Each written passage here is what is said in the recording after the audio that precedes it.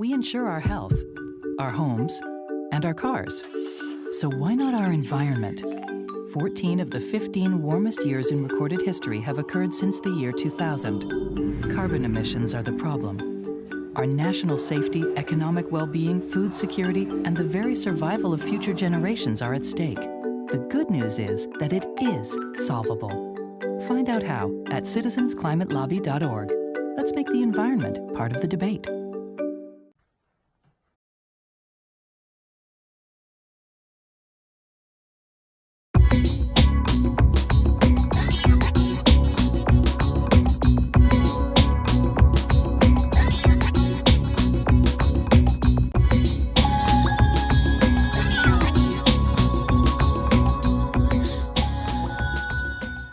Welcome to Change the Climate, the program about climate change and about the efforts of the Citizens Climate Lobby to change the political climate. I'm Ed Ericsson, and I'm your host and a member of the Olympia chapter of CCL, or Citizens Climate Lobby. On this program, I have a backyard conversation with John Doherty, a member of the Tacoma chapter of CCL, who goes around the state explaining climate change to various groups. And I asked him just how he approaches this explanation.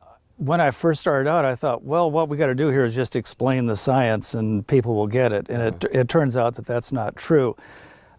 I really make a point of creating a presentation that will be of interest and address the concerns of the people I'm talking to. So am I talking to high school kids? Am I talking to college kids? Am I talking to a retirement community?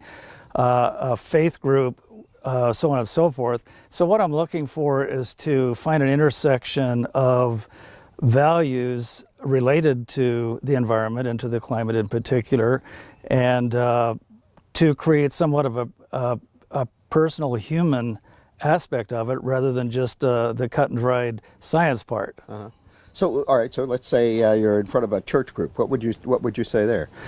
Well, you know, there's church groups all over the spectrum in terms of their worldview. Mm-hmm. So let's say a very conservative, evangelical kind of church group. And by the way, I really rely on a scientist called Katherine Hayhoe, who is an evangelical Christian herself and very active in the climate movement, rely on her guidance a lot. And so people with that sort of worldview feel an obligation to take care of the earth, that this is a beautiful place that was given to us by the Creator, and it's incumbent upon us to do a good job of taking care of it. And also there's an aspect of free will in there. As human beings, we are empowered to make choices, and we can make choices for good, or we can make choices for not good. So that kind of a community, that kind of approach would be more effective. A more liberal community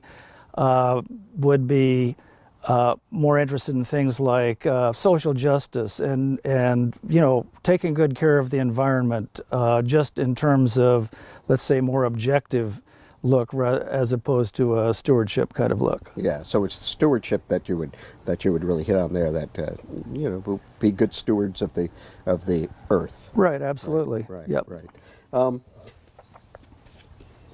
I brought up before another conversation about the CCL, the Citizens Climate Lobby's Congressional Caucus. Can you tell me something about how that began, what the early parts of it were, and what's it like today? What are they doing? Yeah, it's a pretty amazing phenomenon, really, and it's relatively recent. It started off with 4 members of the House of Representatives. It's a House of Representatives organization exclusively. And that is, by the way, because budgetary money issues have to originate in the House. So that's why the focus is on the House. Started off early 2016 with just 4 members. Citizens Climate Lobby was quite intimately involved with the original genesis of it, and started off with 2 Republicans and 2 Democrats. So I think one of the really powerful aspects of it is this bipartisan approach. And I think the evidence is clear that if we want to have a successful long-term political approach to climate change, it really does need to be bipartisan. If it is a partisan issue, one side or the other manages to jam something through, it's only going to last until the administration changes. And so we really want it to be bipartisan. So that this Climate Solutions Caucus, it's grown, I would say, dramatically. I mean, there's room for pessimism about what's going on at the federal government, and I get that. But we've gone from 4 members in 2016. Right now we have 74 members, equally divided between Republicans and Democrats, and they're very active. They meet regularly. They meet privately amongst themselves so they can have those important one-on-one political discussions. They have hearings. And they're committed to working together to come up with a bipartisan bill to introduce in Congress. And in the Northwest, do we have representatives in the? Yes, we do. Derek Kilmer from 6, I believe he's from, is a member there. There are other representatives from the state of Washington that I believe would love to be a part of the caucus. Denny Heck is one of those. If you're a Democrat, basically you have to find a Republican to join with you. Oh, that keeps it bipartisan. That keeps it bipartisan, and just the way the politics break down right now, there are more Democrats that would like to be a part of that caucus than there are Republicans. So it would be unfair to a representative from the state of Washington to offer a criticism that they weren't a part of the caucus because they are up against the issue of having to recruit a Republican to come in with them. Yeah, and especially the popularity of the environment in the Northwest. Right. I think that politically that would be the thing to do. Absolutely. You have a big family. I noticed that in your bio. You have 6 children? That's correct. And grandchildren? Yeah, I have 4 grandchildren. Wow. And so I imagine your motivation, getting some action on climate change, has to do with that. Absolutely, and I actually incorporate this perspective into my presentations to an extent. So, for instance, I've got a grandson who's just turning 2 years old. His name's Axel. He's a little pistol, and I babysit him a couple times a week, 3, 4, 5 hours while Mama's working or doing other activities.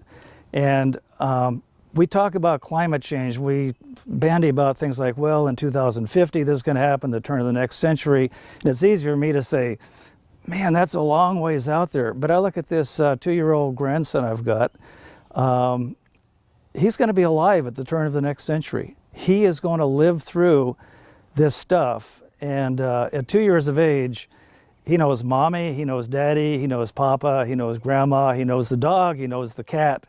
He doesn't know what we're talking about, but he's going to be living with the decisions we're making right now. So absolutely, I think that's a big deal, maybe even the biggest. Yeah, and he could look back on his heritage and say, Granddad was active in it. He tried to do something about it. Well, I have had that thought, yeah. Like, what did you do during the great environmental crisis, Papa? Yeah, exactly. I've been there myself.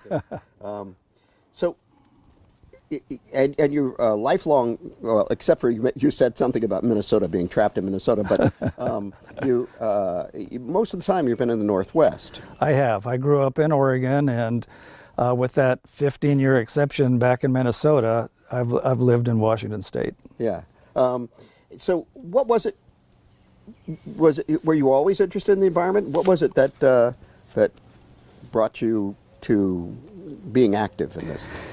Yeah, that's actually a tough question for me to answer because there was never an epiphany or a moment. It's just sort of snuck up on me, and it's become a part of my regular activity since I retired fully. I mean, I was involved with raising kids for those years and my career and so on and so forth. And as I became an empty nester, career came to an end, I started paying a lot more attention to what I could give back. And a part of that is my climate awareness and my contribution to making other people aware. Oh yeah, it's great. You're a retired pilot. That's correct. You're a captain. Right, yeah. I was. So recently I flew from Florida to here, and I was trapped sitting next to a person who was a climate denier. Yeah. She was a denier of that humans were doing anything about it. Now, luckily, she talked a lot. And I couldn't get a word in edgewise. Yeah. And so finally I just pretended to go to sleep. So, Yeah, good choice. but what would you say? What would you say if somebody came to you and said, I don't think people have anything to do with this? Yeah, well, of course, that's one of the key questions. I'm in debt to Katherine Hayhoe again on this because she introduced me to the term solution aversion. And it's something that the sociologists and the psychologists actually study. People make up their minds first and then look at the data second. In fact, there's a social scientist named Carol Tavris. She said, we like to say seeing is believing, but actually the way it works is believing is seeing. We make up our minds first, and then we scan the horizon for data that supports our point of view. So, for instance, if somebody's denying the science of climate change, those same people are not denying the science of anything else. I mean, you were on an airplane. I mean, no science, no airplanes, right? So this woman who was denying the science of climate change accepted all the other aspects of science. So you have to ask, okay, why did she pick this? And the reason she picked it is because it bumps into her worldview and her politics. Yeah. You know, the government, if we agree to this, the government's going to want to come into my house and set my thermostat. Yeah. And I'll have to give up my SUV and things like that. Yeah. So I think understanding where that perspective comes from is important as a start. There's a great organization called the Yale Climate Research Group. Accessible on the internet. Anybody who's interested in climate, I would really encourage them to go there. They've been collecting data for a number of years about opinions about climate change. One of the things that actually I think is a bit of good news is the people who are just the outright deniers of the science are a very, very small minority in our country. Probably down below 10% of people. And and most of those people are pretty hard over in their denial. So if I'm going to have some impact on them, I have to find shared values. I have to relate to them as a human being. So, you know, you brought up the subject of my grandkids. You know, so for me to say to that person, you know, I'd really like to leave the earth in as good a shape as I can for my grandkids. Might be more meaningful than saying, well, you know, look at all these carbon emissions and look at this chart here. I mean, that's not going to have a lot of impact. I do think that a choice has to be made sometimes. You know, maybe it's the best idea is to just kind of go to sleep. And You were in the service. I was. During Vietnam? I served in Vietnam, yeah. And is that how you learned how to fly? That's right. Okay. So, as a veteran, if someone said to you, the strength of our military relies on having these machines that we need. We need to have these machines. It would hurt our national defense to actually go to a carbon tax or to try and reduce that. What would you say to them? Yeah, well, it's a fair question. So let's just look at one specific aspect. So I was in the Marine Corps. The Marine Corps is very big on renewable energy. And the reason is it's strategic, because if you have a long supply line to get your fossil fuels to wherever you're operating, that's a problem. So they're working very hard to make themselves, the units themselves, energy independent with solar panels and low power consumption, so on and so forth. So the services really understand the value of them being independent of fossil fuels to the extent they can. But you know, I think there's a much bigger thing that impacts our national defense. And that is, my guess is that one of perhaps the biggest impact on us as Americans within the framework of where we're very privileged folks on a worldwide basis, we can adapt to a lot of the climate change stuff. Warmer temperatures, okay, fine. We run our air conditioners. We have food problems because of droughts. Okay, fine. We just buy our food somewhere else. The way things are going to play out, more than likely, there's going to be really significant social disruption around the world, social and political disruption. People who are living a subsistence existence, they're going to become desperate. We're already seeing it to an extent with people trying to escape across the Mediterranean to Europe. This is going to put severe demands on our Department of Defense to maintain open sea lanes and to maybe get pulled into conflict with some of our treaty obligations and so forth. So the Department of Defense absolutely recognizes climate change. They recognize it as a major security threat. And so they really are looking for us to do something about it. Mm-hmm. Yeah, I think that sometimes we are just so ethnocentric that we don't realize and think about the way it's already affecting the world. Absolutely. There are islands that are being flooded and people in India who are losing their homes and livelihoods. Yep, for sure. Yeah. What can you tell our viewers about the history of Citizens Climate Lobby? Well, it's a relatively new organization, founded in 2007, with the sole purpose of enacting federal legislation to put a price on carbon and with a dividend from that. Started out in 2007 with 15 members. Right now we have right around 100,000 members nationally. The membership's been doubling every year, sort of consistently over time. We've got 2,500 members here in the state of Washington, and we have 400 plus chapters, local chapters across the United States, and it's actually gone international. There's a number of chapters in Canada, Australia, so of course they have their own political agenda, but the concept and the support is there from the model that we've created. Yeah, it's such a great thing on when you go to the meetings at the Olympia Center, where on the second Saturday of the month at 9:30. People will, you can, there's a telephone conversation or a Skype if you want, that kind of conversation, and all of these chapters from all over the world will come in and the nation, and you'll hear new ones, and right. you'll hear ones of places that you know, and you're thinking, right. oh wow, I didn't know they had one there. So yeah, it's really a great thing that you see that. So you are you do lectures at various places. True. How can someone ask you to do this? How can they get in touch with you to maybe if they have a group or school that they might want somebody to talk about? Well, first of all, I shrink from calling them lectures because that's kind of like, well, I know stuff and you don't, something like that.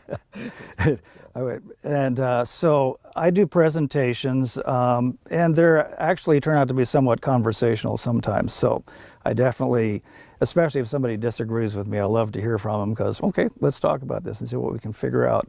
The way to get a hold of me is to contact me via email. And so the simplest way to do that, we have a dedicated email address, and it's just simply Tacoma@citizensclimatelobby.org. Okay, yeah. And just direct it to John Doherty. If it gets sent to that email address, I will see it. Okay, great, excellent. Well, thank you very much, Don. It's been great. It's been great to meet you and talk about this, and I hope we can have you on again. I would love to do that. That'd be great. Thank you very much. It's a pleasure. Imagine an era of renewed prosperity, underwritten by a job-creating economic stimulus, powered by abundant clean energy sources. America's clean energy sector already employs more people than the oil and gas fields. So imagine the jobs that would be created if we got serious. This is our future, America. This is the plan. Visit citizensclimatelobby.org. Working together, we can build a better, more prosperous future.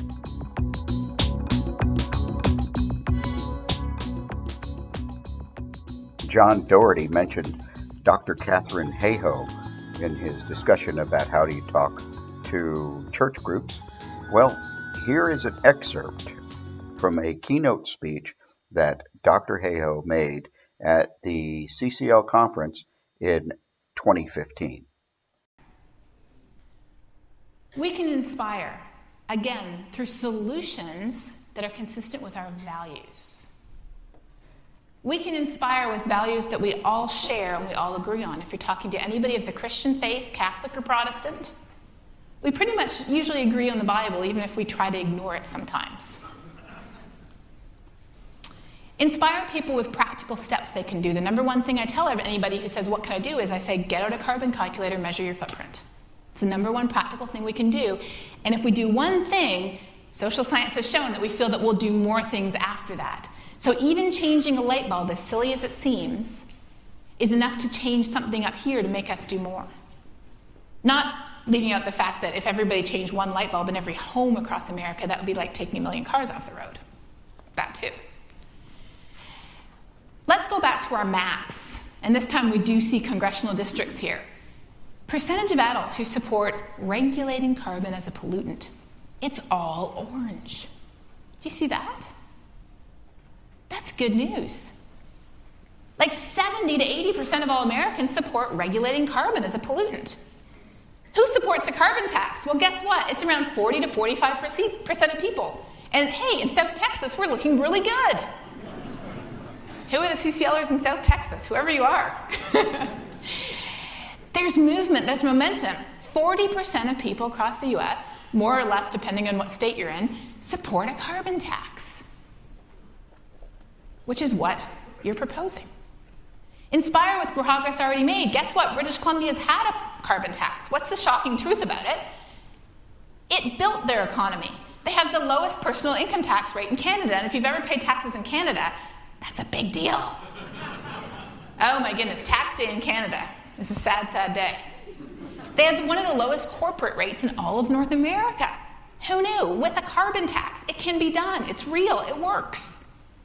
We can inspire with the fact that Texas is breaking records in wind power generation. Last spring, Texas generated over 30% of its electricity from wind for a given week.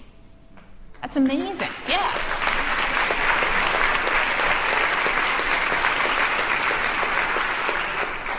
The area of Texas that it would take if you covered it in solar panels to supply electricity to the entire United States, with all those handy battery packs that Elon Musk has invented, of course.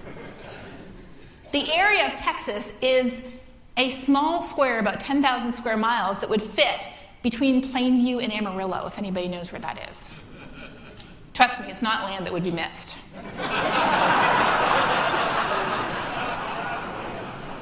I live there, I can say that.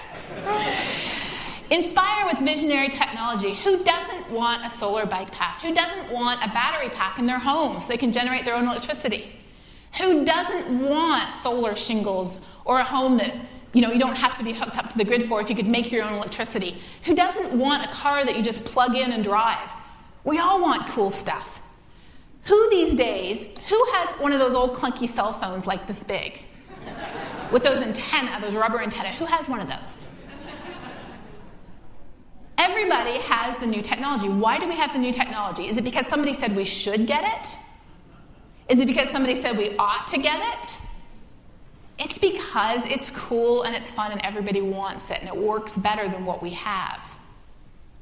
Energy is the same way and we can get there. And lastly, we can inspire with meaningful action, and that is why what CCL does is so important. Social science has shown, and this is my last little tidbit for you here, social science has shown that if we talk to people about a problem, but we don't offer a solution to that problem that they can immediately engage in, that as humans, our acceptance of that problem is radically lower than if we just have a simple solution that we can do. So Citizens Climate Lobby offers people a solution. It offers people something that we as individuals can do. And that is essential to convincing people not just that there's a real problem, but that we can actually do something and we can create the political will to fix it. That's the only reason why we have hope.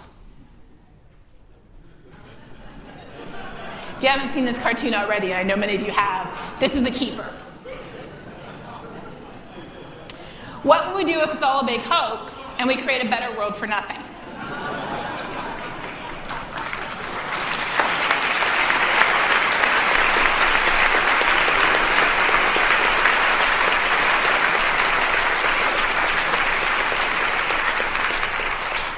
So just to summarize, the next time you talk to somebody,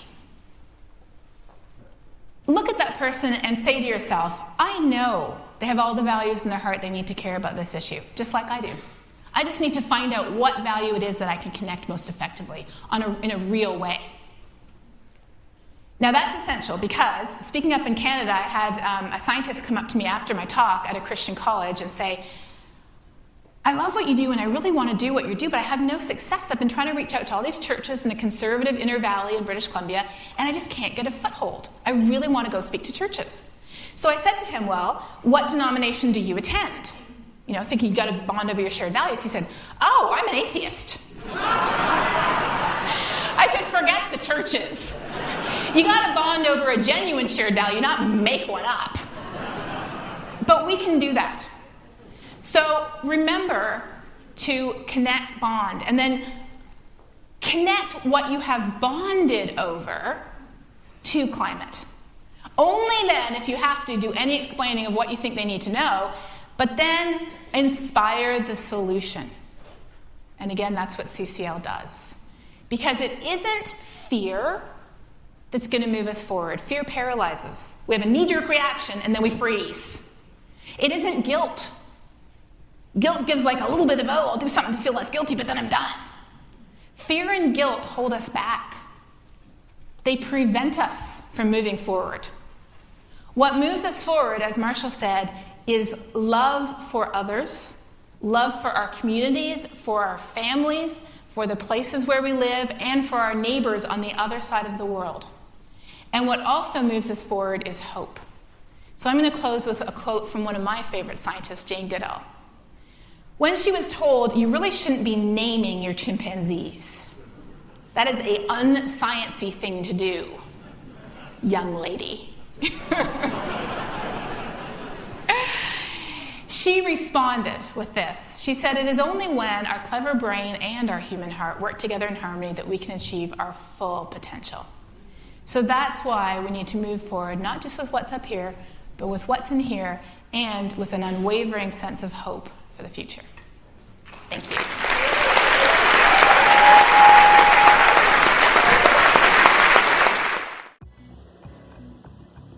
Thank you to John Doherty for joining us on this month's Change the Climate. Next month, we'll have Ariel Simmons, who will discuss grassroots politics and changing climate.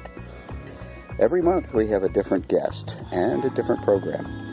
If you would like to get involved and join us for Citizens Climate Lobby, our meetings are second Saturday of every month at the Olympia Center. I hope to see you then. And next time on Change the Climate.